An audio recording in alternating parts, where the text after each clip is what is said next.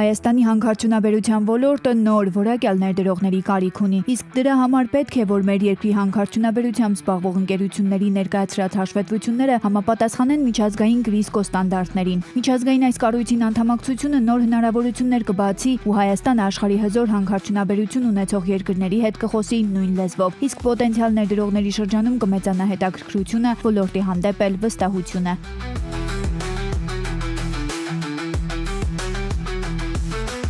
Նոյեմբերի 19-ին Երևանում Գրիսկոյին անդամակցելու հարցն են քննարկել երկրաբաններն ու հանքարդյունաբերության կազմակերպությունների ներկայացուցիչները։ Ցանկացած կազմակերպություն, եթե ուզում է միջազգային ներդրող ներգրավի, անում է տեղական օրենքի համաձայն եւ մի հատ էլ միջազգայինի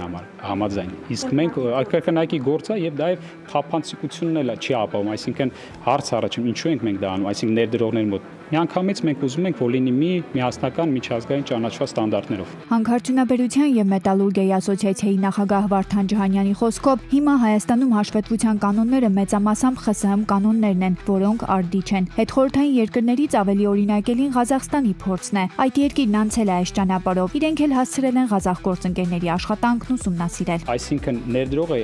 հասկանալու որ Հայաստանում արդեն արդի ստանդարտներ են հաշվետվողականության գործում երկրաբանական, արդեն այդ մասով լրիվ կփոխվի նրանց վերաբերմունքը մեր ոլորտին եւ բազմիցս նշել ենք որ կարևորագույն հարց ունենք մենք դա ներդրողների բարձր որակի ներդրողների